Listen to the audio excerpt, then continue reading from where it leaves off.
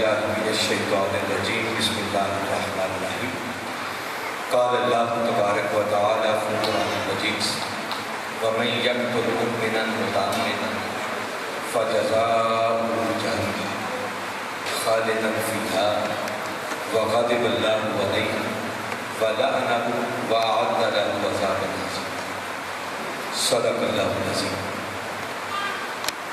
قابل صد احترام برادر مکرم حضرت علامہ شبیر احمد جامی صاحب، مرکزی کوارڈینیٹر تحریک منہاج القرآن ضلع دیوبند، اور قابل صد احترام جناب محترم قاری ریاست علی جلدر صاحب، سیکٹری کوارڈینیشن تحریک منہاج القرآن سینٹر پنجاب، اور قابل صد احترام جناب محترم حاجی ریاض احمد صدیقی صاحب، صدر تحریک منہاج القرآن ضلع دیوبند، اور قابل صد احترام برادر محترم حضرت علامہ تصدق حسین صاحب، صدر پاکستان عوامی تحریک ضلع۔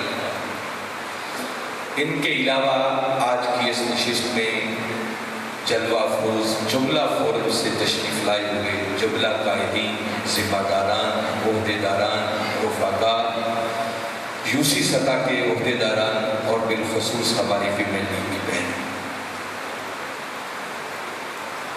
سب سے پہلے تو میں آپ تمام احباب آج کے اس شاندار ورکرز کنونشن کے انعقاد پر مبارکباد پیش کرتا ہوں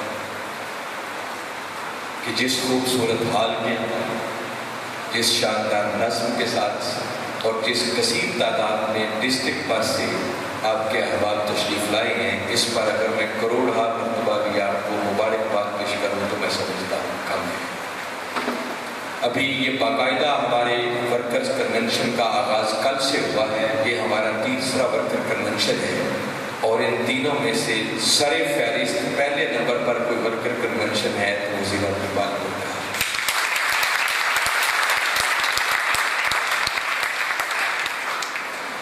میری دعا ہے کہ باری تعالیٰ آپ کی اس ایفرٹ کو، کاوش کو اپنی بارگاہ میں قبول فرمائے۔ میں دیکھ رہا ہوں کہ آپ کے چاروں پی پی حلقہ جات میری لکھا سے بھی لوگ آئے ہوئے ہیں، دیوال پر بھی تو ہیں، گجرا سے موجود ہیں، جہاں پر وسیم پور سے کثیر تعداد میں لوگ آئے ہوئے ہیں، اور یقیناً سارے فورمز کی نمائندگی بھی موجود ہے۔ فیمل لیگ کی نمائندگی بڑی بھرپور ہے۔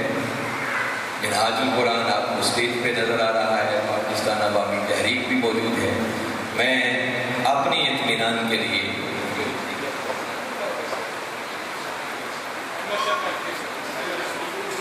منہاج القرآن یوتھ لیگ کے کوئی لوگ موجود ہیں یہاں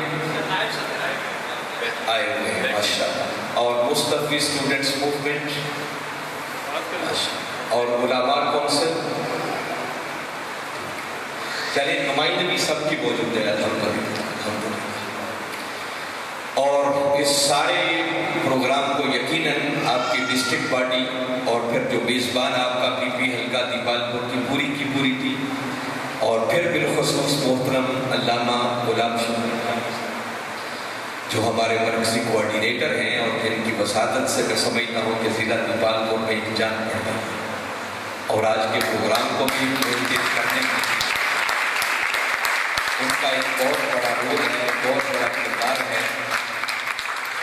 اللہ نے ان کو بہت ساری صلاحیتوں سے نوازا ہے، اور یہ ان کی بہت بڑی قربانی ہے کہ وہ آپ گھنٹوں بیٹھ کر مجھے سنیں گے، حالانکہ وہ خود بہت بڑے علامہ ہیں، اور ان کے سامنے گفتگو کرنا کوئی اتنا آسان تھا۔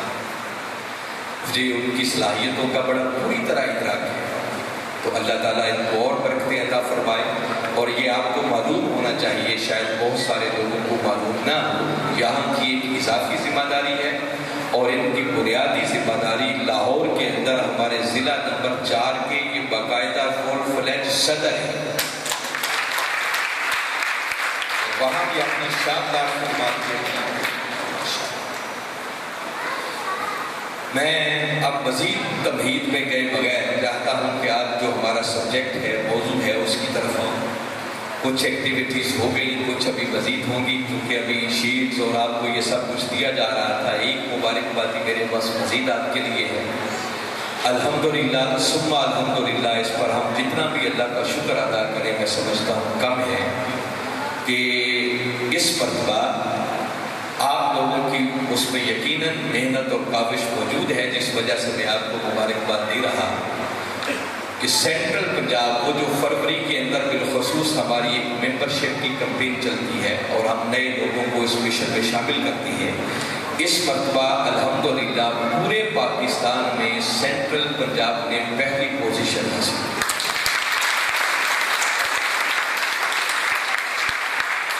اور میں امید کرتا ہوں کہ میری کلمات آپ کو یاد ہوں گے۔ میں نے اکثر نشستوں میں کہا تھا کہ انشاءاللہ اللہ کی برکات کا نزول ہوگا، اور اس مرتبہ سینٹرل پنجاب آپ لوگوں کے تعاون سے بہت آگے نکلے گا۔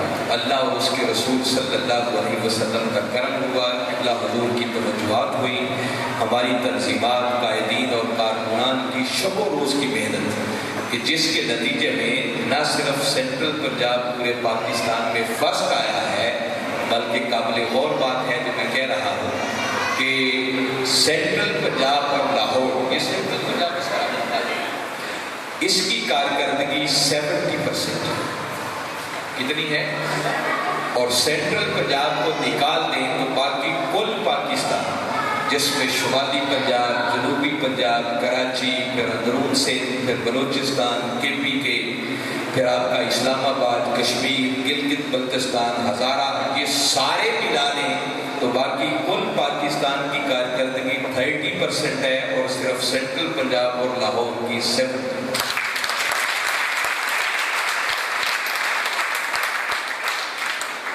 اور آپ سن کر حیران ہوں گے کہ پورے پاکستان میں جو ضلع فرسٹ آیا ہے وہ بھی سینٹرل پنجاب کا ضلع منڈی بہاؤدی، اور آپ کو سن کر اس پر اگلی خوشگوار حیرت ہوگی کہ ایک ڈسٹرکٹ منڈی بہاؤدی نے فروری کے مہینے میں 4 BP حلقہ جات پر مشتمل ڈسٹرکٹ ہے، انہوں نے ایک ماہ کے اندر 66 لاکھ کی ممبرشپ۔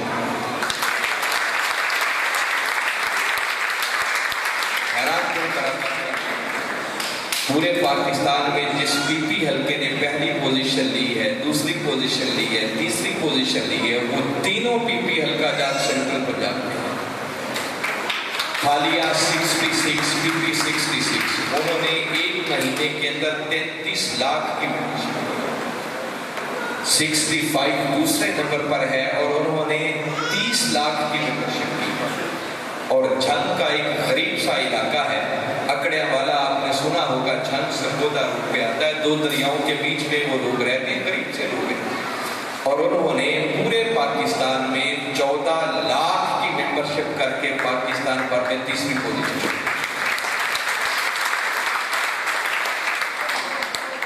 ڈسٹرکٹ اکاڑا اور دیپال پور نے بھی 41 سالہ میں نہاد القرآن کی تاریخ کے سارے ریکارڈ توڑ دیے،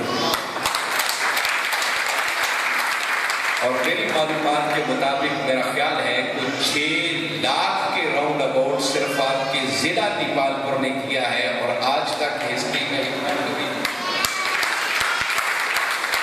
اپنے لیے بھرپور کلیکشن کریں گے۔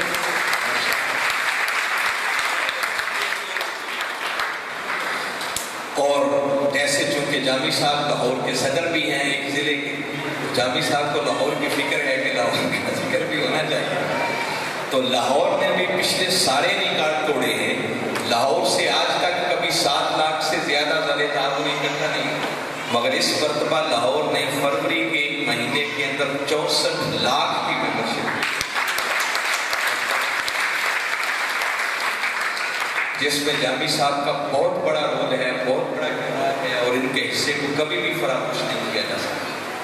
تو یہ یقیناً اللہ اور اس کے رسول صلی اللہ علیہ وسلم کا کرم، قبلہ حضور کی توجہات، اور آپ لوگوں کی دن رات کی محنت اور ایک ہو کر کوارڈینیشن کے ساتھ چلنا، جس کے نتیجے میں اللہ تعالیٰ نے اتنی برکت ڈالی، اور بالخصوص اس پوری کامیابی کے اندر ویمن لیگ کے کردار کو کبھی بھی فراموش نہیں کیا جا سکتا۔ ضلع دیپال پور میں بھی ہماری ویمن لیگ کی بہنوں نے کمال کر دیا ہے، اور اسی طرح ہمارے سینٹرل پنجاب کی ایک باجی سمبڑیال سے سدرا گیلانی، اس ایک باجی نے 6 لاکھ کی ممبرشپ، یعنی 125 کے لگ بھگ لائف ممبر اکیلی خاتون نے ایک کمال کر دیا۔ اور بظاہر اگر دیکھا جائے تو یہ انسانی بس کی بات نظر نہیں آتی، یہ کرم سے ایسا ممکن ہوتا ہے کہ پورا پاکستان ایک طرف ہو اور سارا پاکستان مل کر آپ کے آدھے کے برابر بھی نہ پہنچے بلکہ 1/3 کے برابر ہو، تو یہ کوئی بشری طاقت کا نتیجہ نہیں ہے، یقیناً کہیں سے کرم، اس کرم کے نتیجے میں یہ سارے نتائج ہیں۔ تاہم اس پر میں جتنی بھی آپ احباب کو مبارکباد پیش کروں میں سمجھتا ہوں کم ہے۔ انشاءاللہ اللہ نے چاہا تو ہم اپنی ان پوزیشنز کو برقرار رکھیں گے، اور نہ صرف برقرار رکھیں گے بلکہ اس سال اس سے بھی زیادہ محنت کرنے کی کوشش کریں گے۔ جیسے محترم غلام شبیر جامی صاحب نے بھی اپنی ابتدائی گفتگو میں آج کی نشست کے مقاصد بتائے، جی ہاں، اگلا جو مقابلہ ہمارا ہے، جو ایک نئی کام کے اندر مقابلہ ہونا بھی چاہیے، تو وہ مقابلہ مارچ سے شروع ہو چکا ہے۔ اب آئندہ سال پورے سال کی کارکردگی کو دیکھ کر پھر پوزیشنز کا اناؤنس کیا جائے، تو لہٰذا میری خواہش ہے، اور انشاءاللہ یہ وہ خواہش جلد پائے تکمیل کو میں پہنچتی ہوئی دیکھ رہا ہوں، کہ میرا دل ہے کہ وہ وقت بھی آئے کہ ضلع نیپال پر پورے پاکستان میں ٹاپ کرے، اور ضلع نیپال پور کا کوئی پی حلقہ بھی ہو جو پورے پاکستان میں پوزیشن ہے۔ کلیپنگ بتا رہی ہے کہ زیادہ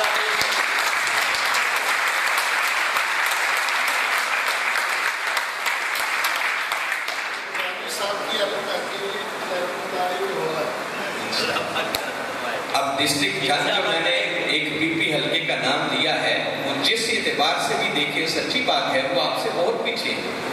جنگ میں کوئی آلووں کی فصل نہیں ہوتی، وہاں پر کوئی مکئی بھی نہیں ہوتی، یہ سارے آپ کے کاروبار کے اعتبار سے دیکھا جائے تو یہاں بہت پوٹینشیل ہے آپ کے علاقے میں۔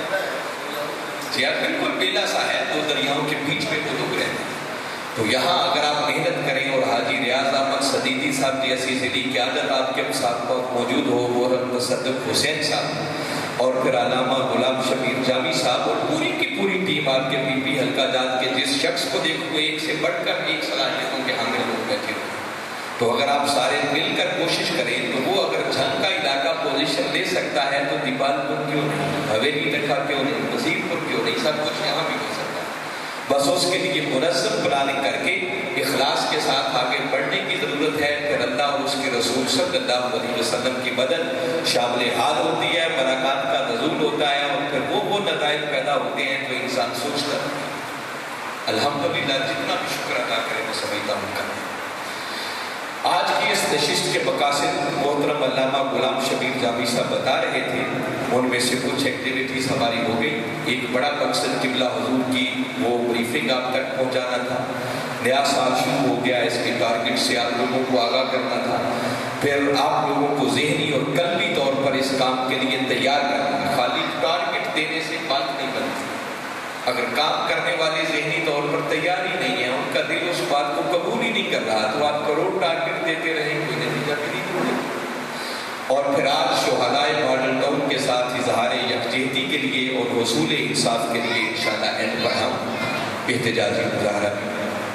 میں بات یہیں سے شروع کرتا ہوں جو کلمات میں نے عنوان گفتگو کے طور پر تلاوت کی ہے، کہ اللہ رب العزت نے قرآن پاک میں ارشاد فرمایا فَمَن يَقْتُلْ مُؤْمِنًا مُتَعَمِّدًا فَجَزَاؤُهُ جَهَنَّمُ۔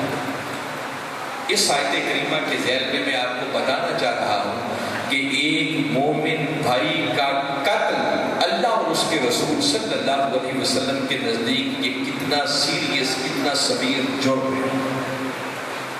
آپ کی قرآن ہے، کوئی قصہ کہانی آپ کو میں نہیں سنا رہا، باری تعالیٰ قرآن پاک میں فرما رہے ہیں کہ جس نے کسی مومن کو ارادی طور پر بے گناہ مومن کو قتل کیا تو فرمایا فَجَزَاؤُهُ جَهَنَّمُ، اس بدبخت کی سزا سوائے جہنم کے اور کچھ نہیں۔ پھر اس کے بعد یہاں پر اینڈ نہیں کیا، آگے فرمایا خالداً فیہا، وہ صرف جہنم میں جائے گا ہی نہیں بلکہ ہمیشہ ہمیشہ تک جہنم کی آگ میں خلود فی النار۔ اور دین کا ایک ادنا طالب علم ہونے کے ناطے جو بات مجھے سمجھ میں آتی ہے، خلود فی النار یہ کافروں کے لیے، مومن بالآخر آقا کی شفاعت کے حقدار ٹھہریں گے اور ان کو جہنم سے نکال کر جنت میں داخل کریں گے۔ جس کا مطلب کہ جب بندہ کسی مومن بھائی کو قتل کرتا ہے تو وہ ایمان سے بھی فارغ ہے، تا وقت ہے کہ وہ دوبارہ سچی توبہ یا اس سزا کے پروسیس سے گزر جائے جو اللہ نے دنیا میں رکھی ہے، اس کا میں ذکر کروں گا. تو فرمایا اگر ایسا نہیں ہوگا، توبہ بھی نہیں ہوگی، وہ سزا بھی نہیں پائے گا، تو پھر اس وقت کی سزا جہنم ہوگی اور ہمیشہ ہمیشہ جہنم کی آگ میں رہے گا. اور یہاں پر بھی اینڈ نہیں کیا، آگے فرمایا وغضب اللہ علیہ، پھر اللہ اس بدبخت پر اپنا غضب نازل کرتا. پھر یہاں اکتفا نہیں کیا، آگے فرمایا وَلَعْنَهُ، اللہ اس پر لعنت فرمائے گا، اسے اپنی رحمت سے دور کر. اور پھر اسی آیت میں فرمایا وَأَعَدَّ لَهُ عَذَابًا عَظِيمًا، ایسے بدبخت کے لیے اللہ نے ایک عظیم عذاب تیار کر دیا. ذرا ایک لمحے کے لیے سوچیں کہ وہ عذاب کتنا بڑا عذاب ہوگا کہ جس عذاب کو وہ خدا ہو کر بھی عذاب عظیم کہہ رہا ہے. عظیم انسان اس کو کہتا ہے جہاں تک اس کی اپنی رسائی نہ ہو، اس کی پہنچ نہ ہو. دیکھیں نا، ہم کسی شخص کو عظیم تب مانتے ہیں کہ وہ ایسا کام کرے کہ جو ہم نہ کر سکیں. اگر وہی کام اور بھی بہت سارے لوگ کر سکتے ہوں تو اس کو عظیم کوئی نہیں مانتا. جس تک رسائی نہ ہو، پہنچ نہ ہو. اب اللہ سے بڑھ کر تو ہو نہیں سکتا، مگر اللہ یہ کلمات استعمال کر کے ہمیں جو جوڑنا چاہتے ہیں کہ لوگوں ذرا چشم تصور میں لاؤ وہ عذاب کتنا شدید عذاب ہوگا کہ جس عذاب کو میں خدا ہو کر بھی عذاب عظیم کہتا ہوں.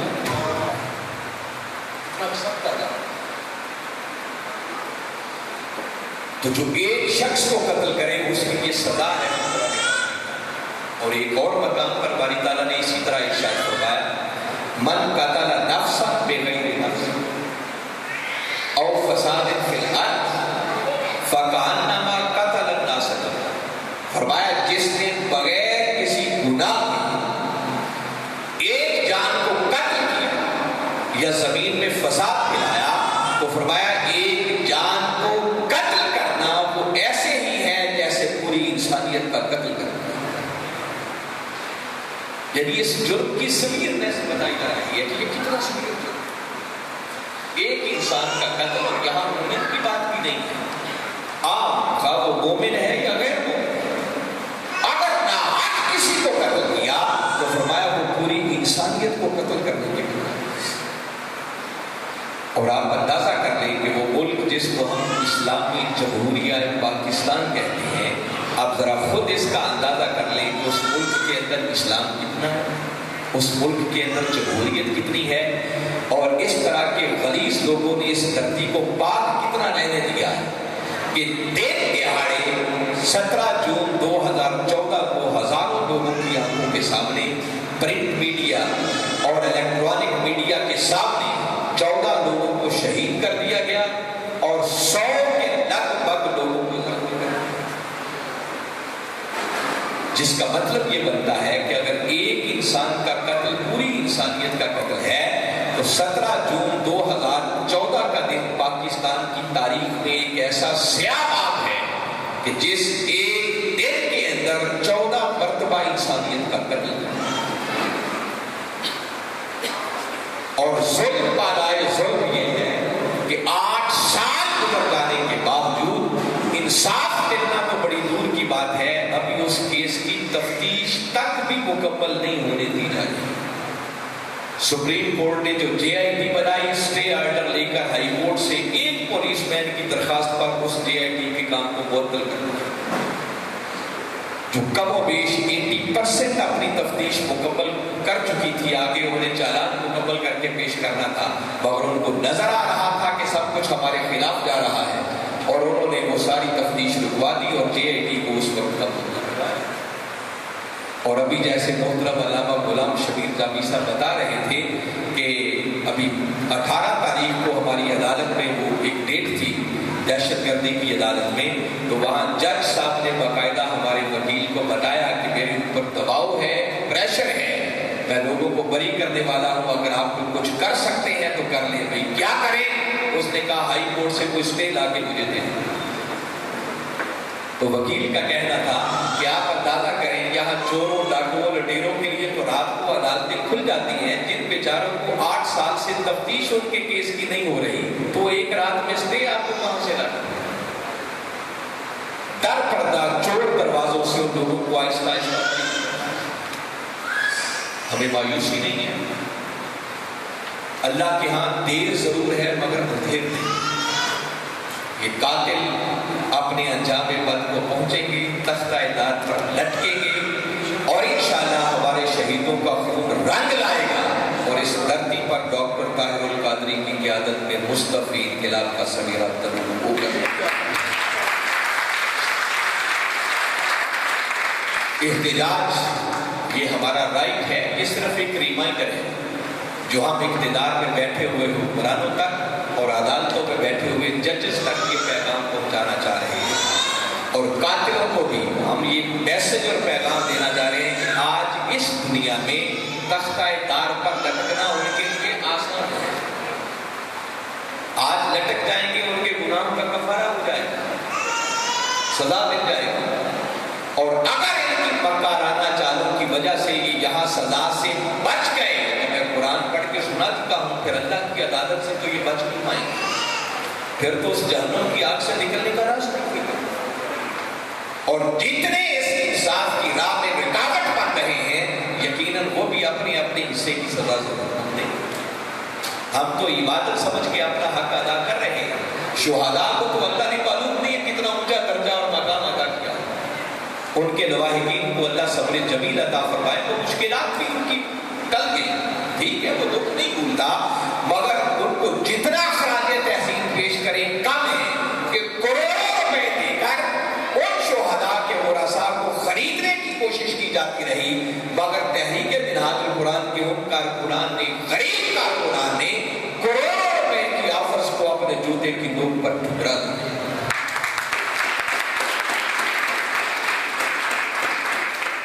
میں یہیں سے اپنی گفتگو کو آگے لنک کرنا چاہ رہا ہوں کہ جو کچھ اس ملک کے اندر ہو رہا ہے، اس کی سب سے بڑی وجہ اور سب سے بڑا سبب یہ ہے کہ بدقسمتی ہے کہ یہ پاکستانی قوم، ہم سب لوگ شعور سے آئے ہیں. اگر اس قوم کو صحیح معنوں میں شعور ہوتا تو اللہ رب العزت نے ڈاکٹر طاہر القادری کی قیادت میں پاکستان عوامی تحریک کی شکل میں، منہاج القرآن کی شکل میں جو ان کو مواقع دیے تھے، اس ملک اور قوم کی تقدیر بدل سکتی تھی. تقدیر بدلنے کے دو ہی راستے ہیں، ایک راستہ انتخاب کا ہوتا ہے اور دوسرا راستہ احتجاج کا اختیار. ڈاکٹر طاہر القادری نے یہ دونوں راستے ہیں، اور ان راستوں کو اپنانے کی ضرورت اس لیے تھی کہ یاد رکھیں، انقلاب اور معاشرے کے حالات خالی واضح اور تبلیغوں سے کبھی بدلا نہیں. کوئی جتنا بڑا بھی مبلغ آ جائے، وہ دن رات کی تقریریں کرتا رہے، تو اس کی تقریروں سے کبھی معاشرے میں انقلاب نہیں آ سکتا، تبدیلی نہیں آ سکتی.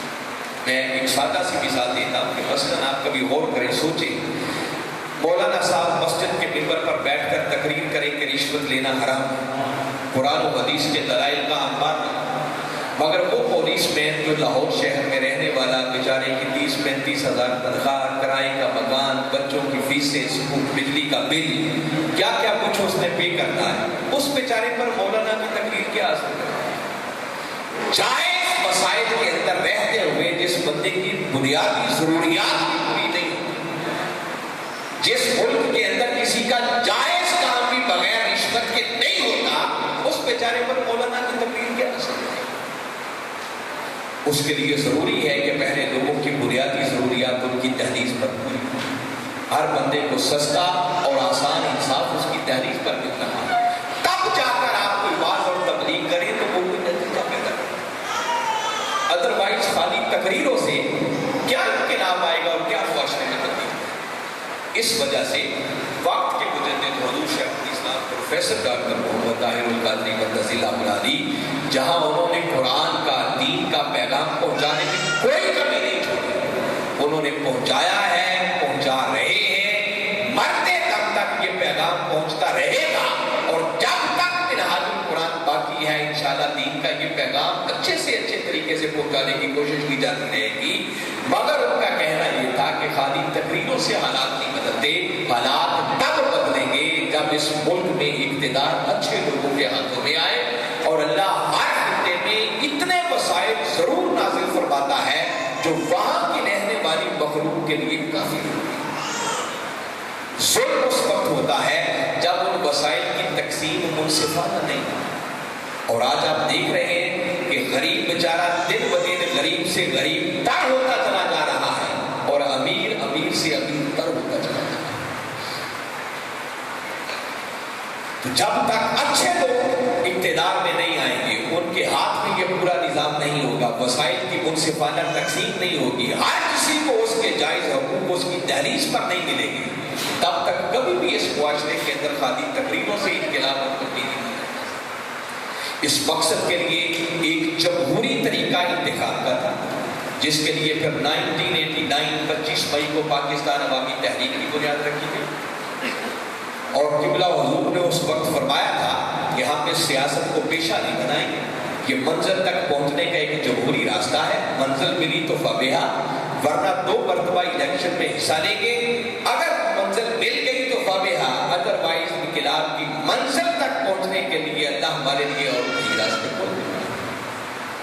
مگر اس الیکشن کے پروسیس میں جا کر ہماری قیادت قبلہ حضور اس نتیجے پر پہنچے ہیں اور بجا پہنچے ہیں کہ اگر اس ملک کا سسٹم یہی رہے تو قیامت تک بھی اگر الیکشن لڑتے رہیں تو اس ملک کو کبھی باکردار قیادت میسر نہیں آ سکتی۔ اس ملک کے اندر جو لوگ بھی آتے ہیں، میں بس وہ کرکس کچھ چند چیزیں آپ کے سامنے رکھ رہا ہوں، یوں سمجھیں کہ ایک ڈرامہ ہوتا ہے، ایک فلم چل رہی ہوتی ہے۔ قوم کا شعور سے عاری ہونا یہ ایک الگ فکر ہے کہ آپ دیکھ لیں اس ملک میں ہمارے شعور کا عالم یہ ہے کہ ایک طرف اچھا شخص، باکردار شخص، تعلیم یافتہ شخص، شریف آدمی، اس کو آپ الیکشن پہ کھڑا کر دیں اور مقابلے میں چور ہو، ڈاکو ہو، لٹیرا ہو، رسائی ہو، لوگ جانتے ہوتے ہیں کہ اس کا کردار کیا ہے اور اس کا کردار کیا ہے، مگر سب کچھ جانتے بوجھتے ہوئے بھی کوئی شریف آدمی کو ووٹ دینے کے لیے تیار نہیں۔ اس قوم کے شعور کا آپ اندازہ خود لگا لیں کہ جو پولنگ والے دن 500 روپے اور پیپسی کی ایک بوتل پہ بک جائے، اس قوم کا شعور کیا ہے؟ اور یہ ہوتا ہے، موٹر سائیکل دے کر خریدے جاتے ہیں، 2-2 ہزار میں ووٹ خریدے جا رہے ہیں۔ میں کہتا ہوں کہ پولنگ والے دن پیپسی کی بوتل پہ یہ قوم بک جاتی ہے، ایسا ہے۔ مگر دوسری طرف سسٹم اتنا کرپٹ بنا دیا گیا ہے کہ اچھے لوگوں کی کوئی گنجائش ہی نہیں رہی کوئی اس سسٹم میں آ کر الیکشن لڑنے کا سوچ۔ یہ ایک فلم ہے، ڈرامہ ہوتا ہے، اس کے پیچھے کوئی مالکان ہوتے ہیں انڈسٹری، وہ پھر کچھ کردار خریدتے ہیں، اس فلم کا کسی کو ہیرو بنایا جاتا ہے، اس کو پھر سلطان محمود غزنوی بنایا جاتا ہے، پھر اس کے اوپر وسائل خرچ کیے جاتے ہیں اور مصنوعی طور پر باقاعدہ اس کو سلطان ایوبی بنایا، صلاح الدین ایوبی بنایا جاتا ہے۔ ایسا ہوتا ہے یا نہیں ہوتا؟ اور جس کو بنایا جاتا ہے وہ بھی جانتا ہوتا ہے کہ میں خود نہیں ہوں، مجھے بنایا جا رہا ہے۔ پھر وہ اقتدار میں آ جاتا ہے، کرسی پہ بیٹھ جاتا ہے۔ تو مجھے بتائیں، وہ جو لانے والے ہیں، جو انڈسٹری والے مالک ہیں، جو اتنا خرچ کرتے ہیں، وہ اتنے بیوقوف تو نہیں ہے کہ کرسی پہ بٹھا کر پھر اسے کھلی چھٹی دے دیں کہ جو چاہو کرتے ہیں؟ پھر پورا سکرپٹ اس کو دیتے ہیں کہ کہاں کیا کہنا ہے، کیا نہیں کہنا ہے، اس سے آگے پیچھے نہیں جا سکتے۔ مگر ہوتا کیا ہے، پھر جب اس کو پروٹوکول ملتا ہے، آگے پیچھے پھر اس کو سلیوٹ ہوتے ہیں، سلامی پیش کی جاتی ہے، ہر طرف اس کے نعرے لگ رہے ہوتے ہیں، تو 2-3 سال تک تو اسے احساس رہتا ہے کہ میں کسی کے لانے سے آیا۔ پھر آہستہ آہستہ بندے کی سوچ خراب ہوتی ہے اور وہ خود کو سلطان صلاح الدین ایوبی سمجھنا شروع کر دیتا ہے، اور جب سمجھنا شروع کرتا ہے تو پھر انڈسٹری کے مالک کو کہتے ہیں نہیں تم خود نہیں ہو، تمہیں بنایا گیا تھا۔ پھر وہ کہتے ہیں اب تمہارا وقت ختم۔ مجھے امید ہے کہ بہت ساری بات جو میں کہنا چاہ رہا ہوں آپ کو سمجھ آ گئی۔ یہ ہے اس ملک کا سسٹم۔ آپ اندازہ کر لیں اس کے اندر اچھے آدمی کی کیا گنجائش ہوتی ہے۔ پھر اس کے خلاف احتجاج تھا، تو احتجاج ہم نے کیا، حضور شیخ الاسلام نے اس احتجاج کا بھی حق ادا کر دیا۔ ابھی دیکھیں نا، احتجاج کے لیے نکلنا چاہ رہے تھے کچھ لوگ، عمران خان صاحب کی قیادت، اور آپ نے دیکھا کہ ابھی ان کے راستے میں جو رکاوٹیں آئی تھیں، کبھی موازنہ کریں، کمپیریزن کریں، جب 2014 میں ہم نکلے تو ہمارے راستے میں جو رکاوٹیں تھیں اور جو آج رکاوٹیں تھیں ان کا تو مقابلہ ہی کوئی نہیں، موازنہ ہی کوئی نہیں، زمین آسمان کا فرق۔ وہاں تو اس حادثے اس احتجاج سے پہلے وقت آنے سے پہلے 14 لوگوں کو شہید کر دیا، سینکڑوں لوگوں کو زخمی کر دیا، ہزار لوگوں کو اٹھا کر جیلوں میں ڈال دیا، گھر گھر پولیس کی دہشت گردی ہو رہی تھی، نکلنے کا وقت آیا تو راستے بلاک کر دیے، ہر جگہ پر شیلنگ ہو رہی ہے۔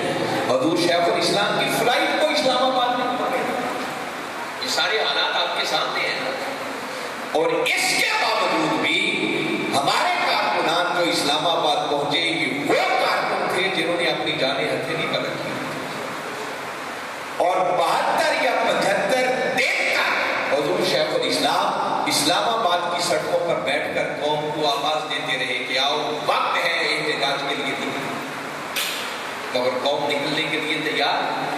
ایسا نہیں ہے کہ قائد مطلق کا پیغام کسی تک نہیں، آپ کی ہر روز کی گفتگو ہر چینل لائیو دکھا رہا ہوں 75 دن تک کہ آپ کے خدمات پہنچے، قوم گھر میں بیٹھ کر یقیناً ان کے دل ہو سکتا ہے بہت سارے لوگ ہوں جن کے دل ہمارے ساتھ دھڑکتے ہیں، اندر سے وہ سمجھتے تھے کہ ڈاکٹر طاہر القادری جو کہہ رہا ہے ٹھیک کہہ رہا ہے، جو کر رہا ہے درست کر رہا ہے، مگر اتنی ہمت اور جرأت کسی پہ نہیں تھی کہ ساتھ نکل کر وہ بھی احتجاج میں شریک ہو سکے، اپنے علاقوں کے اندر یہ احتجاج کر سکے۔ اور جس حد تک ہم آگے چلے گئے تھے، جب تحریک تنظیمیں اس حد تک چلی جاتی ہیں تو پھر نہ قیادتیں بچتی ہیں، نہ تحریکیں بچتی ہیں، نہ کارکن باقی بچا جاتے ہیں۔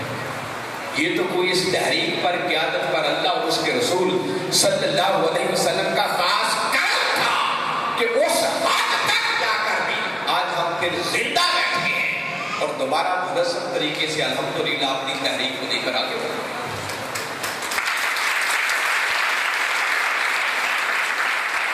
یقیناً ہمارے قائد بصیرت کو جتنا خراج تحسین پیش کیا جائے کم ہے کہ اپنے کارکنان کو بجا کر پھر واپس لے آئے کہ جس قوم کے لیے اتنا کر رہے ہیں، جب قوم نکلنے کے لیے تیار نہیں ہے تو اور کتنی قربانی ہے۔ شاید قوم کا شعور بڑا بیدار ہو گیا ہے، اس وقت پر جنرل الیکشنز میں حصہ دیں گے تو قوم ہمیں ووٹ دے گی، تو کیا خیال ہے دے دیں گے قوم؟ اور اگر کوئی سمجھے کہ اب ہم انقلاب کا نعرہ لگا کے نکلیں گے تو قوم کا شعور بیدار ہو گیا ہے تو ہمیں نکلنا چاہیے، قوم نکلے گی، تو یاد رکھیں قوم اب بھی نکلنے کے لیے تیار نہیں۔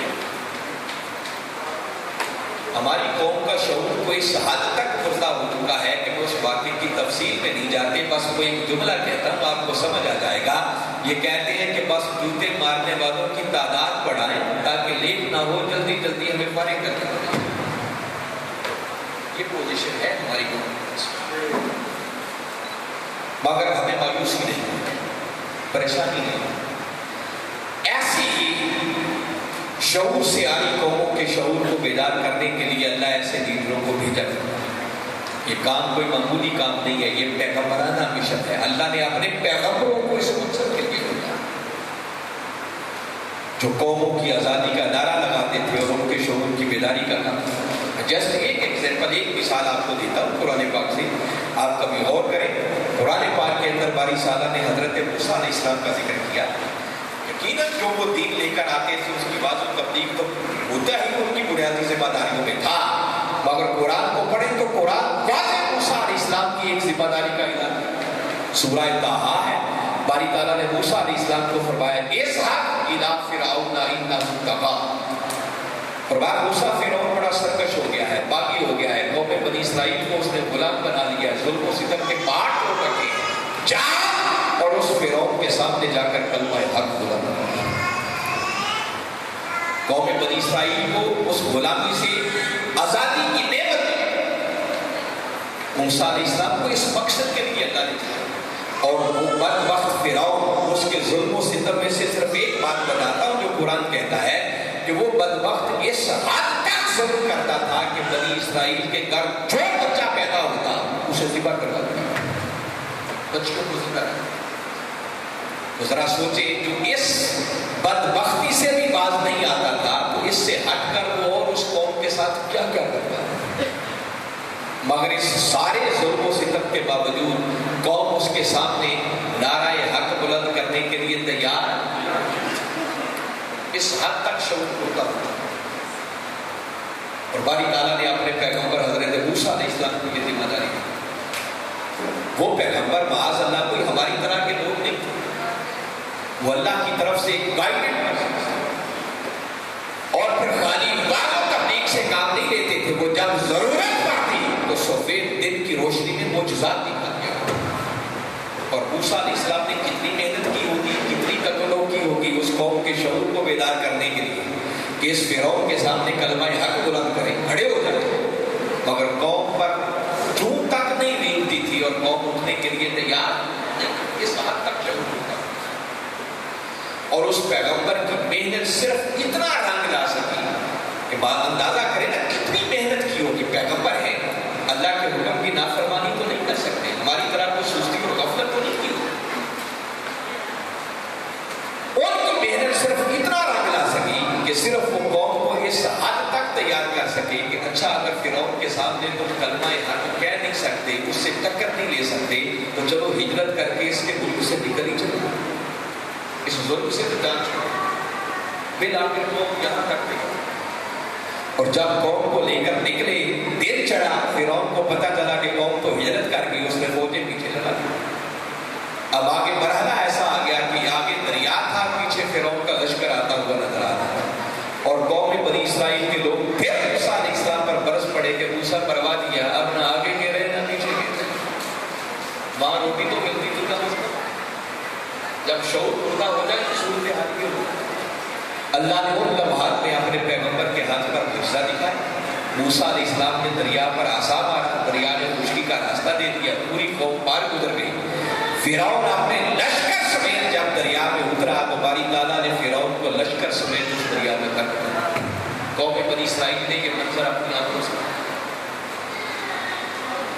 اب جب یہ سارا منظر دیکھ لیا تو باری تعالیٰ نے اپنے پیغمبر پر ایک وحی بھیجی اور فرمایا کہ موسیٰ اب اپنی قوم کو بتا دو کہ دشمن ختم ہو گیا، برے دن ختم ہو گئے.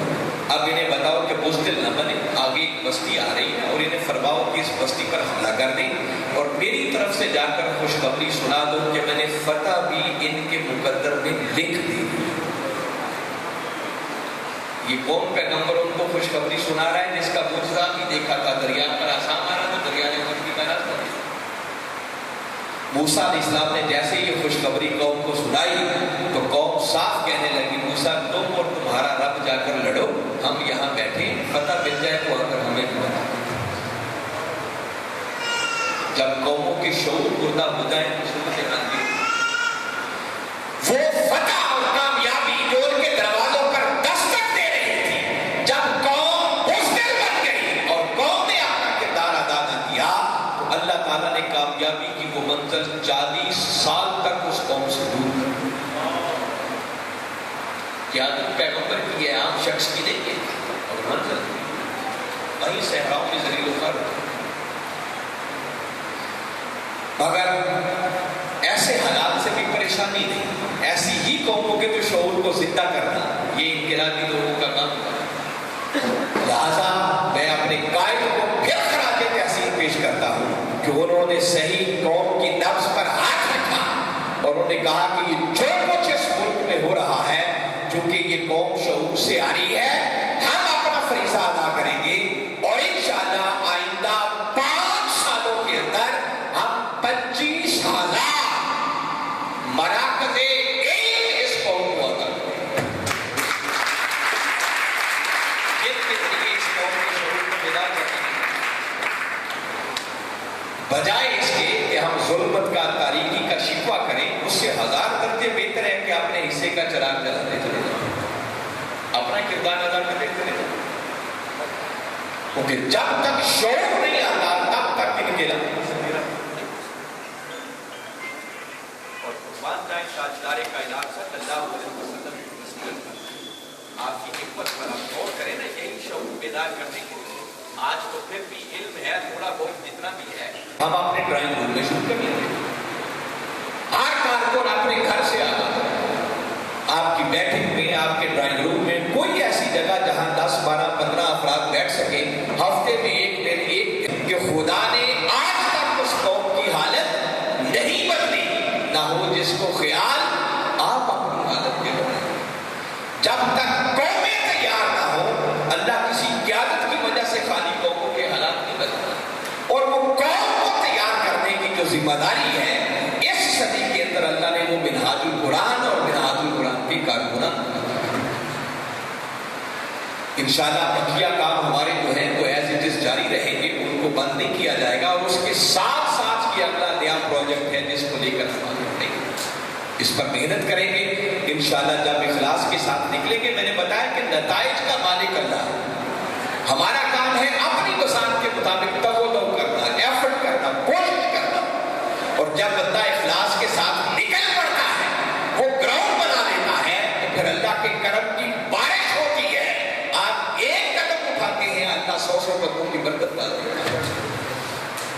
میں سادہ سی ایک بات آپ کو بتاتا ہوں، وہ حضور شیخ الاسلام نے بڑی ایمان افروز مثال دی۔ آپ کبھی صلح حدیبیہ پر غور کریں گا، صلح حدیبیہ 6 ہجری میں ہوئی، اور 6 ہجری میں معاہدہ مکہ کے کافروں سے یہ ہو رہا تھا کہ آئندہ 10 سال تک آپس میں جنگ بھی نہیں کی جائے، ایسے تھا 10 سال تک کے لیے معاہدہ ہو رہا ہے، نو وار پیکٹ، کوئی آپس میں جنگ نہیں ہوگی۔ تو مجھے بتائیں جب جنگ ہی نہیں ہوگی تو مکہ فتح ہونے کی کوئی چانسز بچتے ہیں؟ 10 سال تک تو کم از کم مکہ کے فتح ہونے کا کوئی چانس باقی، اور حالات آگے کیا تھے کہ 6 ہجری میں معاہدہ ہوا، اور کمری والے آقا صلی اللہ علیہ وسلم کا مثال مبارک کب ہوا؟ 10 ہجری، وہ تو 4 سال بعد آپ پردہ فرما گئے، تو کیا میرے آقا دیکھ نہیں رہے تھے کہ میں نے تو 4 سال بعد مثال فرما ڈالا؟ یہ آپ کے نظروں میں ہوگا نا اس وقت۔ بھائی اللہ کے ولیوں کو معلوم ہوتا ہے تو پیغمبر اور پھر امام الانبیاء کو کیسے معلوم نہیں ہوگا؟ نگاہ نبوت دیکھ رہی تھی، مگر جو زمینی حقائق ہوتے ہیں ان حقائق کو سامنے رکھ کر پلاننگ کی جاتی ہے، کام کیا جاتا ہے۔ بظاہر ایسا ہی تھا، اور ان سے معاہدہ کر کے واپس آ گئے۔ صحابہ کرام کو افرادی قوت کی تیاری پہ لگا دیا کہ مدینہ کے ارد گرد کے قبیلوں میں جاؤ، ان کو دعوت دو، اپنے ساتھ ملاؤ تاکہ افرادی قوت بڑھے، اور مکہ کے کافروں کے ساتھ صلح کر کے ان کو روک دیا کہ کم از کم وہ جو جنگ کی تلوار لٹکتی رہتی تھی وہ رک جائے، اور سکون انداز میں ہم کام کر سکیں۔ بس میں بتا رہا ہوں کہ پھر اللہ کی مدد کیسے شامل حال ہوتی ہے، اللہ بھی تو سب کچھ دیکھ رہا ہوتا ہے۔ تو اللہ نے کیا کیا، بس 2 سال بعد خود مکہ کے کافروں سے معاہدہ توڑوا دیا، معاہدہ مکہ کے کافروں نے توڑ دیا۔ آپ ذرا سوچیں کہ اگر مکہ کے کافر خود یہ معاہدہ نہ توڑتے تو کیا میرے آقا صلی اللہ علیہ وسلم معاہدہ توڑتے؟ سوال ہی پیدا نہیں ہو سکتا کہ اللہ کی مدد پھر شامل حال ہے۔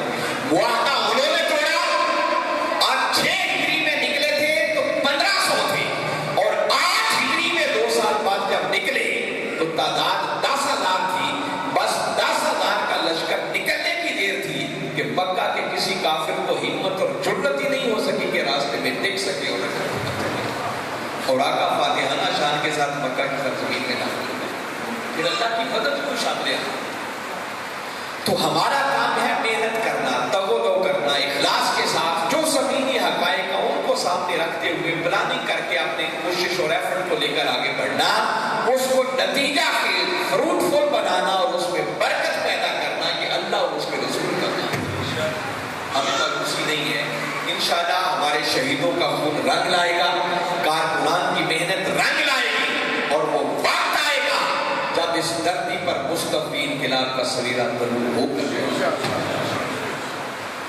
تو لہذا نتائج کا مالک ہم نے نہیں بننا، بس ہمارے قائد نے جو ہمیں بصیرت عطا کی ہے بس اس کو سمجھ کر اس کے مطابق عمل کرنا۔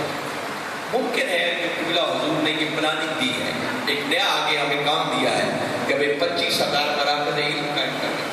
تحریک کے اندر بھی تو بڑے بڑے فلسفی ہوتے ہیں، بڑے بڑے اسکالرز ہوتے ہیں، بڑے بڑے ترغیب کرنے والے بیٹھے ہوتے ہیں، لوگ یہ نئے کام پہ لگا دیا، اب انقلاب کا خیال زیادہ رہا، اب انقلاب کیسے آئے؟ تو میں آپ لوگوں کو صرف ایک ہی بات کہنا چاہ رہا ہوں، قرآن کی روشنی میں کہنا چاہ رہا ہوں۔ کبھی سورہ حجرات اس کی 7ویں آیت، باری تعالیٰ نے صحابہ کرام کو مخاطب کر کے حکم ارشاد فرمایا، وَاعْلَمُوا أَنَّ فِيكُمْ رَسُولَ اللَّهِ۔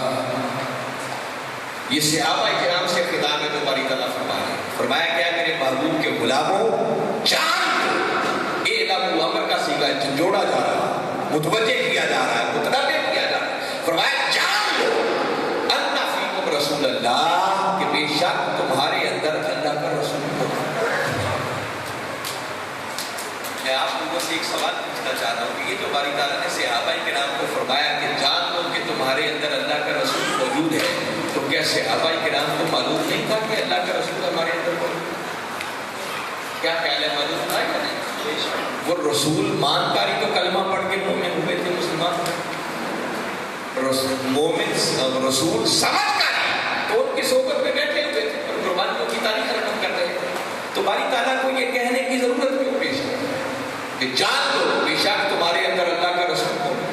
میں اس واقعے کی تفصیل میں نہیں جاتا مگر سمجھانے کے لیے کچھ بتانا ضروری ہے. وہ کسی قبیلے کے کچھ اکابرین آئے میرے آقا صلی اللہ علیہ وسلم کی بارگاہ اقدس میں حاضر ہوئے، اسلام قبول کر لیا اور وعدہ کیا کہ آقا ہم پلٹ کے واپس اپنے قبیلے میں جائیں گے، لوگوں کو اسلام کی دعوت دیں گے. آپ فلاں وقت مقررہ پر آپ نے کسی نمائندے کو بھیجے تاکہ اسلام کے لیے، اس دین کے لیے جو ہم ڈونیشنز، کوئی فنڈز، کوئی زکوٰۃ کلیکٹ کریں تو وہ آپ کا نمائندہ لے کے. میرے آقا نے وقت مقررہ پر آپ نے ایک نمائندے کو بھیجا، صحابی کو بھیجا. جس کو بھیجا اس کے ذمے اس قبیلے کا ایک قتل تھا زمانہ جاہلیت. جب وہ میرے آقا کا بھیجا ہوا نمائندہ اس بستی کے قریب پہنچا، اس بستی والوں کو پتا چلا کہ آقا کا بھیجا ہوا نمائندہ آ رہا ہے، تو انہوں نے اپنی بستی سے باہر نکل کر اکٹھے ہو کے اس کا ویلکم اور استقبال کرنا چاہا. یہ صحابی جن کو نمائندہ بنا کے بھیجا تھا غلط فہمی کا شکار ہوا اور ان کو غلط فہمی یہ ہوئی کہ یہ اکٹھے ہو کے جتھا بنا کے آ رہے ہیں تو کہیں اپنے قتل کا بدلہ تو نہیں لینا چاہ رہے. یہ آگے جانے کے بجائے کہیں سے پلٹ کے واپس آقا کی بارگاہ اقدس میں حاضر ہوئے. صحابہ کرام بیٹھے تھے، آ کے عرض کی آقا انہوں نے فنڈز، ڈونیشن، زکوٰۃ کو کیا دینی تھی، وہ تو میری جان کے در پہ تھے، آگے جاتا تو شاید مجھے جان سے فارغ کر دیں. بس اتنا سننا تھا کہ بیٹھے ہوئے صحابہ کرام جذبات میں آ گئے اور عرض کی آقا ان کی یہ جرات کیسے ہوئی کہ آپ کے بیٹے ہوئے نمائندے کے ساتھ یہ سلوک کیا؟ آپ اجازت دیں ہم ان پر حملہ کریں گے، ان کو سبق سکھائیں گے. اب نگاہ نبوت تو دیکھ رہی تھی کہ حقیقت میں ایسا نہیں ہوا. ہمارا ایمان ہے کہ آقا کی نظروں سے کچھ پوشیدہ، اس پہ بڑے بہت سارے پہلو ہیں ڈسکس کرنے. ہمارے لیے وہ سبق ہے مگر ان کی طرف جانا نہیں ہے، صرف اگلی آیت سے ریلیٹ کرنا چاہ رہا ہوں. میرے آقا صلی اللہ علیہ وسلم نے فوری طور پر ان صحابہ کرام کے جذبات کو سر فرمایا ٹھیک ہے لشکر تیار کرو. لشکر تیار کر دیا، ان کو روانہ کیا اور روانہ کرنے سے پہلے ایک نصیحت فرمائی. فرمایا تمہیں بھیج رہا ہوں مگر حملہ کرنے کی اجازت نہیں دے رہا، کیونکہ میرے آقا کے پردہ کر جانے کے بعد انہی صحابہ کرام نے آگے پر ذمہ داریاں سنبھال لی. تو آج آقا ان کو ایک پریکٹیکل سے گزار کر کچھ سکھانا چاہتے ہیں. ان کے جذبات کو بھی سخت نہیں کیا، تیار کر دیا. فرمایا جب جاؤ تو لشکر کو پیچھے روکنا، چند لوگ ذمہ دار چلے جائیں، جا کر پہلے حالات کا انالیسس کریں، جائزہ کریں کہ کیا ایسا ہوا ہے. اگر ایسا ہو تو تمہیں حملہ کرنے کی اجازت ہے اور اگر ایسا نہ ہو تو خبردار کسی کو کوئی تکلیف پہنچانے کی اجازت نہیں. ان کو بھیج بھی دیا اور ان کو بہت بڑے نقصان سے بھی بچا دیا اور بھیجا اس لیے تاکہ جب جا کر انہیں پتہ چلے گا کہ حالات ایسے نہیں ہیں تو آئندہ کے لیے ان کو سمجھ آ جائے گی کہ اگر ہر موقع پر آنکھیں بند کر کے جذبات سے ہم فیصلے کرتے رہے تو اتنا بڑا نقصان کر بیٹھیں گے جس کی کبھی تلافی بھی ممکن. اب اس موقع پر باری تعالیٰ نے یہ دو آیتیں نازل سورہ حجرات کی آیت نمبر 6 میں پہلے تو ایک پیغام بھیجا. فرمایا یا ایھا الذین آمنوا، اے ایمان والو، ان جاءکم فاسق بنبأ فتبینوا، اے ایمان والو جب کوئی فاسق کوئی اہم خبر لے کر تمہارے پاس آئے تو عمل کرنے سے پہلے اس کی اچھی طرح تحقیق کر لیا، جذباتی فیصلے نہ کیا. ان تصیبوا قوم بجہالۃ فتصبحوا علی ما فعلتم نادمین، کہیں نہ جانتے ہوئے لا علم میں تم کوئی ایسا قدم نہ اٹھا بیٹھو کہ ایسا نقصان ہو جائے جس کی تلافی بھی ممکن نہ ہو اور تمہیں ندامت سے سر کو جھکانا پڑ جائے. یہ اصلاح کا پہلو بھی دیا اور اب ساتھ اگلی آیت میں صحابہ کرام کو مخاطب کر کے فرمایا وَاعْلَمُوا، اے جذبات میں آ جانے والوں میرے مصطفیٰ کے غلاموں، جان دو اَنَّ فِيكُمْ رَسُولَ اللَّهِ کہ تمہارے اندر کوئی عام انسان نہیں بلکہ اللہ کا رسول ہو.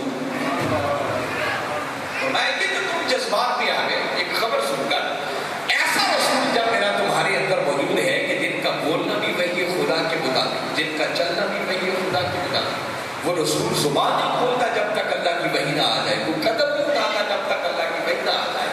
تو ادب کا تقاضا تو یہ تھا کہ کوئی خبر آئی تھی تو تم خاموش بیٹھتے انتظار کرتے میرے محبوب کی لب کشائی، جو فیصلہ میرے محبوب فرماتے پھر اس کے مطابق تم عمل کرتے.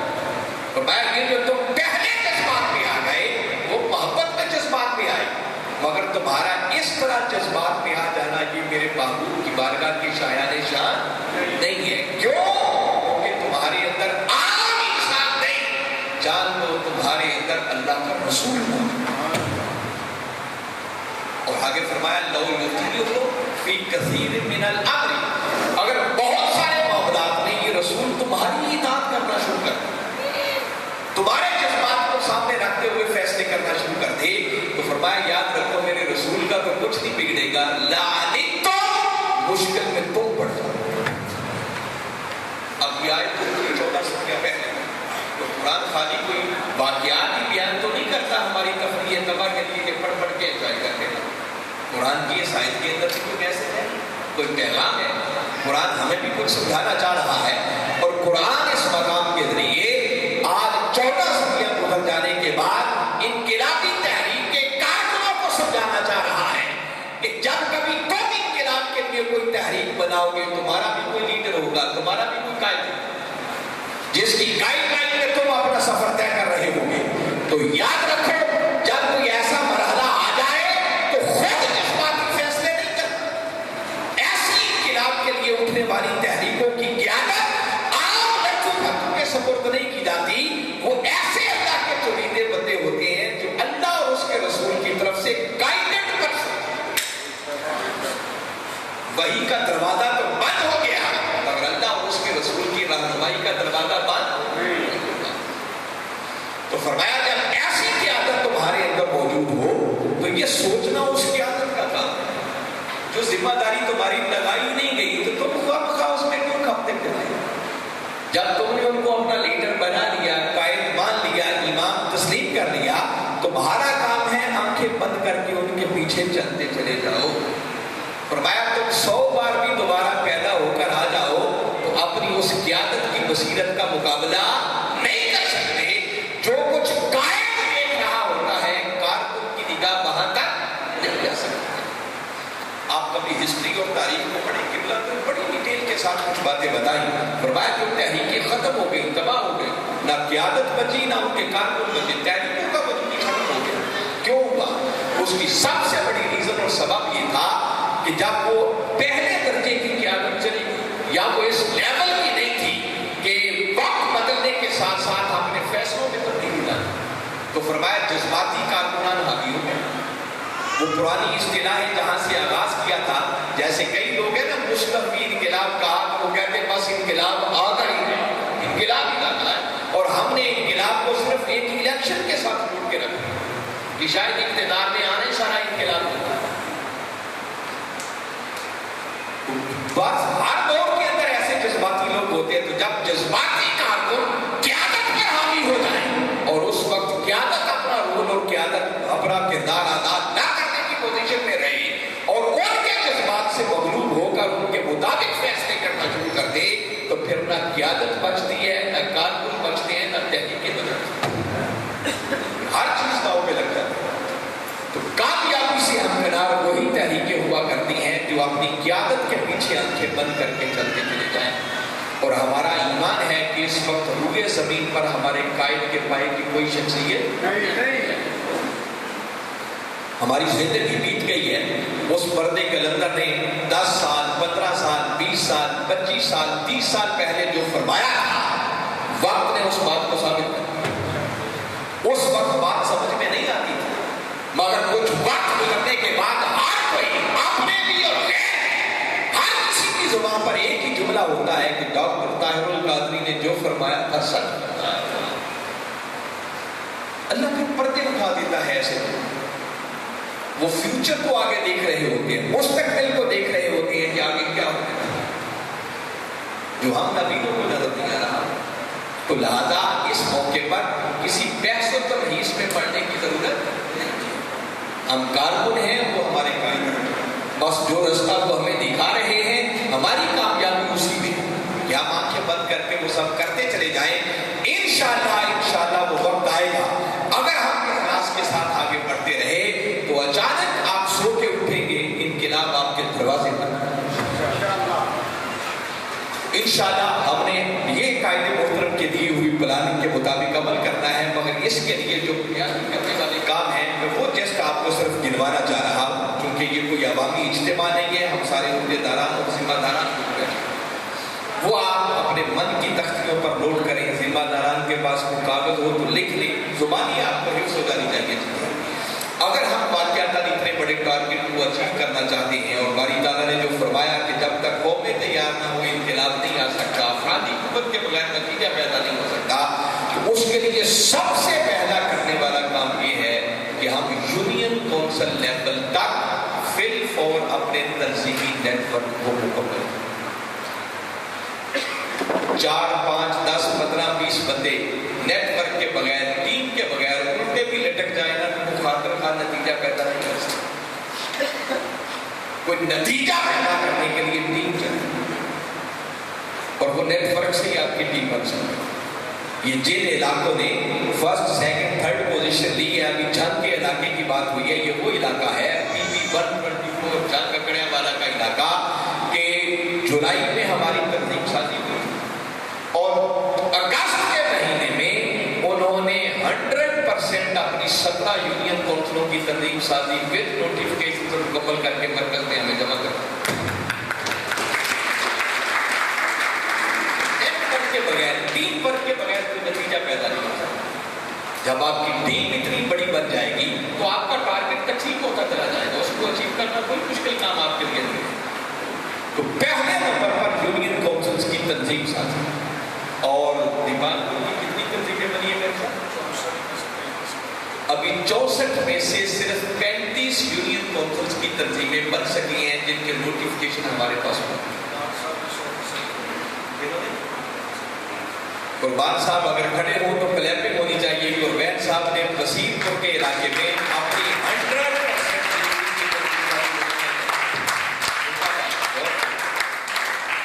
माशाअल्लाह माशाअल्लाह, अल्लाह आपको जज़ा अता फरमाए। तो बाकी PP हल्का जात भी उस पर तवज्जो दें, ये काम मुश्किल नहीं है, बस हमारी तवज्जो चाहिए। जिस दिन हमारी तवज्जो हो गई इंशाअल्लाह ये काम हो जाएगा। फिर जब यूसीस की तंजीम साजी बन जाए, तंजीमें बन जाए, तो फिर तंजीमें बना के उनको फारिग तो नहीं छोड़ना, वो तो हेड हो जाए। फिर पहला काम जो आपने फिल फॉर उनको देना है कि भाई आप अपनी यूनियन काउंसिल में कम से कम एक हल्का शुरू कर दें, जहाँ हफ्तावार मिल बैठे आपस में। फिर आगे मराकज़ इल्म शुरू हो जाएंगे तो वो मराकज़ इल्म का काम शुरू हो जाएगा। और यूनियन काउंसिल को फिल फॉर ये टारगेट दें कि अगर आपकी यूसी की तंजीम बन गई है तो आपकी यूसी के अंदर 5, 6, 7 गाँव होंगे, उन गाँव में राब्ता करें। अगर वहाँ हमारी तहरीक के चाहने वाले मौजूद हैं, भले से 2 बंदे ही मिल जाएं तो उस गाँव में 2 बंदों पर मुश्तमिल अपना यूनिट बना दें। आपको कदम रखने के लिए तो जगह मिले, आप जाए भी आपको वेलकम कहने वाला तो आप जाने से पहले किसी से राब्ता तो कर सके कि भाई हम आपके पास आना चाहते हैं। तो यूसी की तंजीम की जिम्मेदारियों में शामिल है कि जब पार्टी बन गई तो ये 2 काम को समझा दें कि हल्का इधर शुरू करें जो उनके मिल बैठने का जरिया बन जाए, और जितने गांव हैं हमने के वहां पर हमने अपने कायम कर दिया। और आगे मराकज़ इल्म हर घर में जब शुरू हो जाएंगे तो जहां मरकज़ इल्म बनेगा वो आपका यूनिट खुद बनकर चला जाएगा। और फिर जो हलाकात दरूद आप शुरू करें या पहले हैं या अब शुरू करें, उनकी रजिस्ट्रेशन जरूरी है। जी हाँ, मुदस्सर साहब हलाकात दरूद व फिक्र के हमारे नाज़िम हैं, मुदस्सर साहब फॉलो अप करें, वो परफॉर्मिंग कारी साहब अभी आपको दे देंगे। 4-5 उसमें बात 4-5 उसमें सिर्फ आपने वो चीज़ें लिखनी होती हैं। हमारे मोहतरम महमूद हसन जाफरी साहब इसके इंचार्ज हैं। फिर फोन आपने हल्के रजिस्टर्ड करवाएं, मरकज के खाते में आपका हल्का दरूद तब शुमार किया जाएगा जब आप रजिस्ट्रेशन के प्रोसेस से गुजर जाएंगे। तो ये यूसी के करने वाले काम है। उसके बाद आपका PP हल्का है।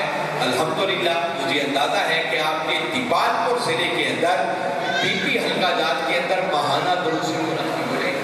तो ये PP हल्के की एक्टिविटी है कि हर PP हल्के में कम से कम एक माहाना दरसे इरफानुल कुरान या शापेदारी, दोनों में से कोई एक काम होना चाहिए। ऐसा कितने हल्कों में हो रहे हैं?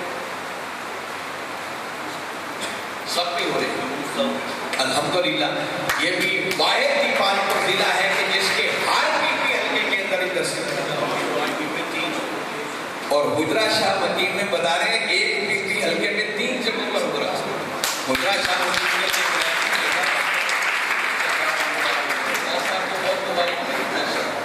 پوری ٹیم کو مبارک. اور پھر واحد کے ضلع نیپال پور ہے کہ جن کے پی حلقے 4 مگر انہوں نے رمضان المبارک میں 5 مقامات پر 5 روزہ دروس عرفان القرآن کی نشستیں بھی پورے پاکستان کے لیے تعداد میں کئی ضلع اس سے زیادہ تھے مگر 4 پی حلقوں میں 5 جگہوں پر کروانے والا ضلع نیپال تھا. اور سب سے بڑھ کر پھر حویلی لکھا نے جو حسب سابق ایک نئی تاریخ رقم کی وہ دیدنی تھے دروس قرآن ان کے دیکھنے والے. جس شاندار طریقے سے انہوں نے حال سجایا لوگوں کو دعوت دی ایڈورٹائز کی اور پھر ہزار ہاتھ شریک ہوتے رہے. اس پر ہم حاجی مسعود صاحب کو محترم حاجی ریاض صاحب کو دیار نمبر صاحب کو ان کی پوری ٹیم کو جتنی مبارکباد پیش کریں گے. زندہ باد. پھر اس کے بعد نیپال پور والوں نے بہت شاندار طریقے سے پہلی ایفرٹ تھی مگر الحمدللہ اچھے ہوئے. باقی 3 جگہوں پر قدرے اس طرح کے نہیں ہو سکے جیسے ہونے چاہیے تھے. ان کی بھی کسی کی پہلی کسی کی دوسری ایفرٹ تھی مگر میں امید کرتا ہوں کہ انشاءاللہ آئندہ سالوں میں بہت بہتر ہو جائے گا. تو یہ دروس قرآن تو ایک ایسی ایکٹیویٹی ہے کہ کوئی کافر ہی اس کا انکار کر سکتا ہے ورنہ کلمہ پڑھنے والا تو درس قرآن سے انکار نہیں کر سکتا. اللہ نے ایک ہی ہمیں کتاب عطا کی ہے اور اندازہ کر لیں کہ ہماری اس دین سے دوری کا عالم یہ ہے کہ ہمیں صحیح تلفظ کے ساتھ وہ قرآن پڑھنا بھی نہیں آتا اور اگر پڑھیں تو ہمیں اس کی سمجھ بھی نہیں. یہ درس قرآن انقلاب آ بھی جائے تو یہ کام رکنے والا نہیں ہے. انقلاب کے بعد تو زیادہ منظم طریقے سے دروس قرآن شروع ہے. اس قرآن کے پیغام کو قیامت تک تک پہنچانا ہے. اس سے بڑا خیر کا دیکھیں نا آپ یہ دروس قرآن کا کام نون لیگ نے تو نہیں کرنا. پیپلز پارٹی تو یہ کام نہیں کر سکتا.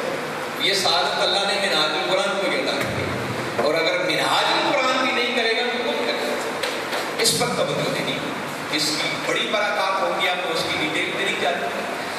پھر اس کے بعد اہم ترین جو اگلا ہمارا پروجیکٹ ہے وہ فہم دین پروجیکٹ ہے.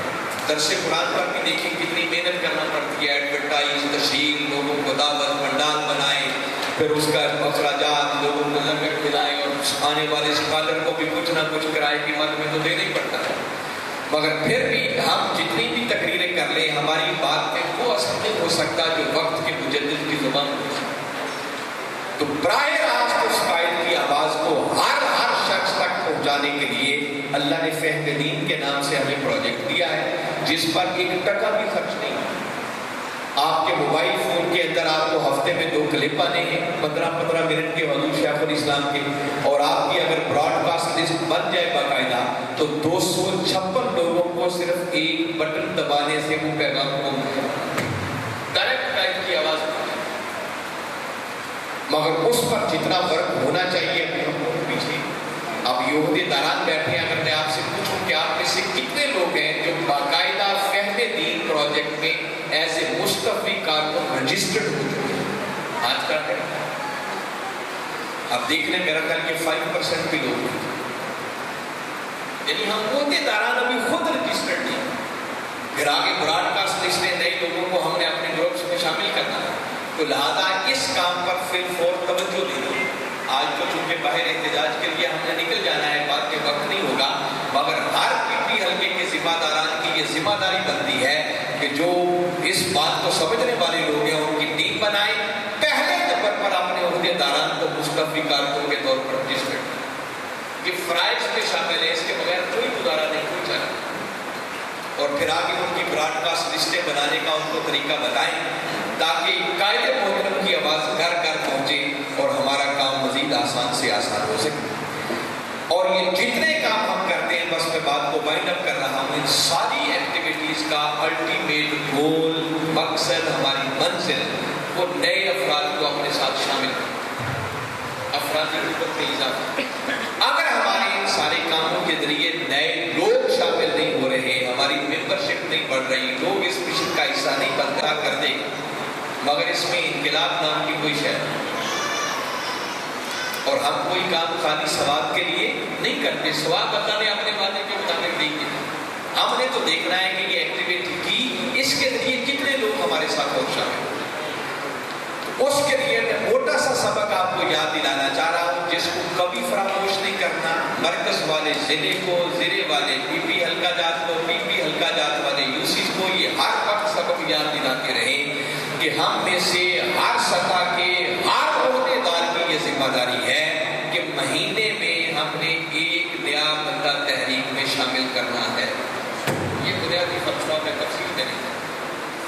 وہ ریٹر آپ کو پروفار میں دیے ہوئے ہیں, اس میں پیٹ کا ٹارگٹ کیا ہے, بنیادی قرآن کا کیا ہے, ویمن لیگ کا کیا ہے, یوتھ کا کیا ہے, ایسا کیا کیا تفصیل بتا. سادہ فارمولہ کہ ہر عہدے دار نے مہینے میں بھائی ایک باجی اگر ایک مہینے میں 100 لوگوں کو لائف ممبر بنا سکتی ہے تو ہم تو مرد بیٹھے ہیں.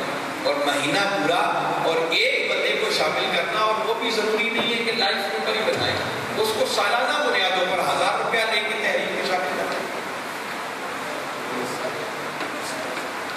جی آپ قاری صاحب مجھے یاد دلا رہے ہیں تو میں تحدیث نعمت کے طور پر بتا دیتا ہوں کہ جب آپ کوشش کرتے ہیں تو اللہ برکت ڈالتا ہے. جہاں میں نے آپ سے کہا تھا کہ ہر کوئی اس میں لائف ممبر بنائے فروری کے مہینے میں, تو میں نے خود بھی 19 کا ٹارگٹ لیا تھا کہ 19 لائف ممبر بناؤں گا. اور میں نے کہا تھا میں اپنے کھاتے میں وہ شمار کروں گا جن کو میں خود دعوت دوں گا, خود موٹیویٹ کروں گا, خود فارم دوں گا, خود ان کے فارم فل کر کے ان سے فیس وصول کروں گا, مرکز میں جمع کراؤں گا. تو پورا فروری تو میرا گزر گیا آپ لوگوں کی میٹنگز کے اندر, موقع ہی نہیں ملا.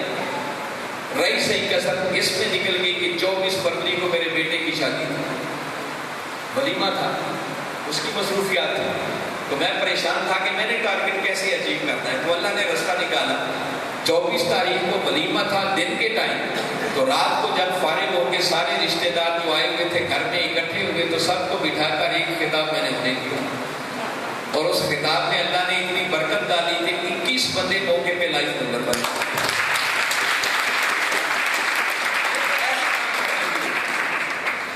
جب آپ زبان ہلائیں گے, قدم بڑھائیں گے تو اللہ اس پہ یقیناً برکت ڈالے گا.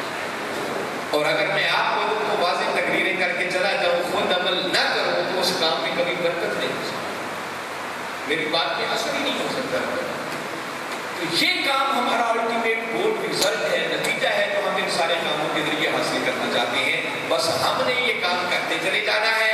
نتائج کا مالک اللہ ہے, یقین پختہ ہونا چاہیے. اللہ کا فرمان ہے لا تہن ولا تحزن, فرمایا حالات کیسے بھی کبھی پست ہمت نہیں ہونا, کبھی غم زدہ نہیں ہونا. انتم الاعلون, غالب تم ہی آ کر رہو گے, مگر شرط ایک ہے ان کنتم مومنین, بشرط ہے کہ تمہارا ایمان اور یقین پکا. اور اگر ایمان ہی دامن ہوگا, پتہ نہیں انقلاب آنا ہے یا نہیں آنا ہے, یہ کرنے کا کوئی فائدہ ہوگا یا نہیں ہوگا, تو ایسے لوگوں کو منزل کبھی نہیں. ایسے لوگوں کو ہاتھ وہی ہوتا ہے, نہ خدا کی بنا نہ مثال سے, نہ ادھر کے رہے نہ ادھر کے رہے. تو اس منزل کے حصول پر پختہ یقین رکھتے ہوئے اپنے قائد کی دی ہوئی پالیسی کے مطابق آگے بڑھتے رہیں. انشاءاللہ میرا ایمان اور یقین ہے کہ وہ وقت آئے گا کہ اس دھرتی پر مصطفی انقلاب کا سویرا ضرور ہو کر رہے ہیں. حالات بدلیں گے اور ایک مصطفی معاشرہ انشاءاللہ بعد سے آئے گا. میں بارے دیگر جملہ احباب کو دل کی گہرائیوں سے آج کی شاندار نشست پر مبارکباد پیش کرتا ہوں. دعا گو ہوں کہ اللہ آپ کی ان کاوشوں کو قبول فرمائے. اور آخری ایک بات جو میں بتا رہا ہوں کہ آگے عید الاضحیٰ آ رہی ہے, چند ماہ قربانی مہم آپ لانچ کرتے ہوں گے. آپ جتنا وہ چند ماہ قربانی اکٹھی کرتے ہیں, ایک آپ لوگوں سے رابطے کا ذریعہ بھی بنتا ہے. مرکز اس میں سے ایک پائی بھی آپ سے وصول نہیں کرتا. وہ سارے کے سارے جتنے پیسے ہوں گے لوکل آپ اپنی ویلفیئر پر خرچ کریں, اپنے کارکنان کی ویلفیئر پر, اچھے منصوبہ جات پر آپ خرچ کریں. اور ٹھیک ہے کھادوں کی قیمت کم ہے, اس طرح کا رسپانس نہیں ملتا, مگر اس کے باوجود بھی میں پچھلے سال کی مثال دے رہا ہوں. ہماری لاہور کی تنظیم نے 32 لاکھ کی کھالیں جمع کی.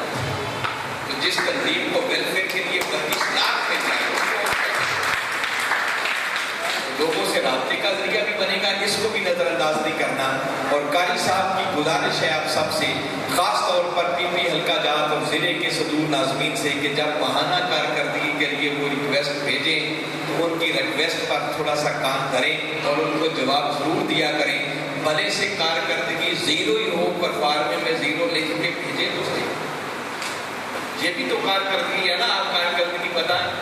اور جب 2-4 مرتبہ زیرو لکھیں گے تو ضمیر تھوڑا تھوڑا تو انشاءاللہ جاگنا شروع ہوگا نا کہ کب تک میں نے زیرو تبدیلی ہے.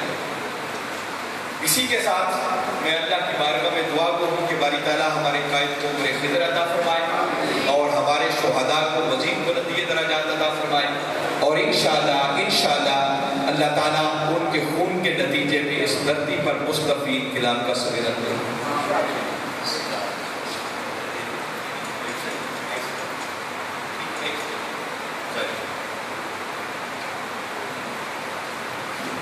میں سر کی اجازت کے ساتھ صرف 2 جملے جو شورا کے محمد وعلى آلہ وصحبہ وبارک وسلم. اللہم ربنا آتنا فی الدنیا حسنہ وفی الآخرۃ حسنہ وقنا عذاب النار. یا اللہ یا رحمان یا رحیم ارحم عبادک یا ارحم الراحمین. پاک پروردگار, آج تحریک منہاج القرآن اور اس کے جملہ فورمز کے زیر اہتمام یہ عظیم الشان فقید المثال شاندار ورکر کنونشن کا اہتمام کیا گیا, جس میں مثالی خدمات سر انجام دینے والے تنظیمات, مثالی خدمات دینے والے عہدیداران اور کارکنان کو خراج تحسین پیش کیا گیا اس نے کارکردگی کی سند اور شیلڈ کے حوالے سے. باری تعالیٰ ان تمام احباب کی کاوش کو اپنی بارگاہ میں قبول فرمانا, اور باری تعالیٰ محترم علامہ رانا محمد ادریس قادری صاحب نے جس محبت, اخلاص, پیار کے ساتھ آئندہ کے لیے ہمیں ورکنگ پلان دیا, حضور شیخ الاسلام پروفیسر ڈاکٹر محمد طاہر قادری صاحب کا پیغام پہنچایا, جو ٹارگٹ ہمیں دیے, باری تعالیٰ ہم کمزور اور ناتواں ہیں, باری تعالیٰ تو ہماری غیب سے مدد فرما, اور ہم سب کو آپس میں اتحاد اور اتفاق کی نعمت سے مالا مال ہو کر ضلع دیپال پور اور اس کے تمام پی حلقہ جات کو مثالی حلقہ جات اور مثالی ضلع بنانے کی توفیق عطا فرما. الہ العالمین, پاک پروردگار, آنے والے جملہ احباب کی خیر, ان کے گھروں میں خیر, باری تعالیٰ ان کے بچوں کی خیر, اور ہمارے تحریک منہاج القرآن کے عظیم مجاہد جن کی خدمات ضلع PPUC اور تحریک منہاج القرآن پنجاب میں بھی مثالی خدمات انجام دی, ہماری ٹیم کا حصہ رہے, وہ بیمار ہیں, باری تعالیٰ ان کو شفائے کاملہ صحت عاجلہ عطا فرما. اقبال ناری صاحب کو باری تعالیٰ صحت عطا فرما, اور پاک پروردگار ہمارے کارکنان میں سے جتنے ہیں ان کے عزیز و اقارب میں سے اگر کوئی دنیا سے پردہ فرما گیا ہے, باری تعالیٰ ان کی بخشش اور مغفرت فرما. ثانیہ ماڈل ٹاؤن کے شہداء کی باری تعالیٰ درجات میں بلندیاں عطا فرما. ہمارے محبوب قید حضور شیخ الاسلام کو سے سلامتی تندرستی والی لمبی عمر عطا فرما. وصلی اللہ تعالیٰ علی رسول خیر خلقہ سیدنا و مولانا محمد وعلی آلہ وصحبہ اجمعین. قیادت آنے